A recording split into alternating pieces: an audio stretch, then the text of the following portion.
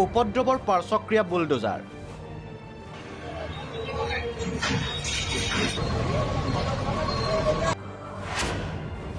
প্ৰথমে কানপুৰ, তাৰ পাছত সাহাৰণপুৰ।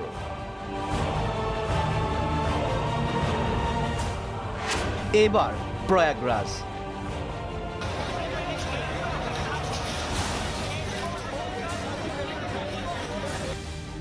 হিংসাত্মক প্ৰতিবাদৰ উত্তৰ যোগীৰ বুলডোজাৰ।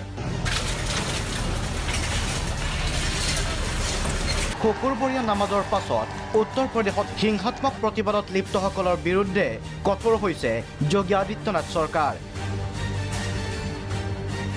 কানপুৰ আৰু সাহাৰণপুৰত হিংসাত উচতনি দিয়া মাষ্টাৰ মাইণ্ডৰ ঘৰত বুলডোজাৰ চলোৱাৰ পাছত দেওবাৰে প্ৰয়াগৰাজ হিংসাৰ মাষ্টাৰ মাইণ্ডৰ ঘৰত বুলডোজাৰ চলাই মাষ্টাৰ মাইণ্ড জাভেদ মহম্মদৰ ঘৰ ধ্বংস কৰি দিয়ে যোগীৰ আৰক্ষীয়ে।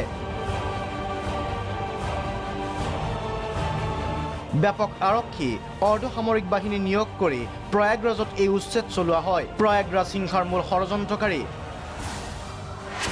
জাভেদৰ বিৰুদ্ধে অবৈধ নিৰ্মাণ কৰাৰ অভিযোগ। এই অভিযোগ প্ৰয়াগৰাজ উন্নয়ন কৰ্তৃপক্ষৰ। জাভেদে অবৈধভাৱে ঘৰ নিৰ্মাণ কৰাৰ কাৰণৰ উত্তৰ বিচাৰি পূৰ্বে 5 মে'ত দিয়া হৈছিল জাননী। এই জাননীৰ উত্তৰ দিয়া নাছিল জাভেদে। দুখনকৈ জাননী দিয়া হৈছিল জাভেদ মহম্মদক। 9 জুনত জাৰি কৰা হৈছিল দ্বিতীয়খন জাননী।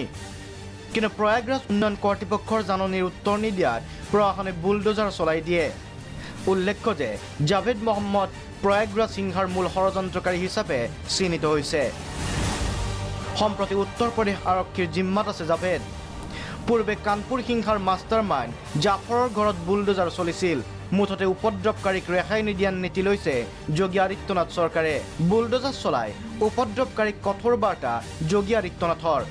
ইতিমধ্যে 304 জনক আটক কৰিছে উত্তৰ প্ৰদেশ আৰক্ষীয়ে।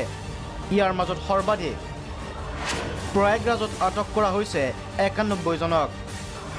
13খন FIR ৰুজু কৰা হৈছে। দিল্লীৰ জামা মছজিদৰ প্ৰতিবাদ কাণ্ডৰ 2 মাষ্টাৰ মাইণ্ডক গ্ৰেপ্তাৰ। আৰু ইয়াৰ মাজত হাওৰাত অব্যাহত আছে উত্তেজনা।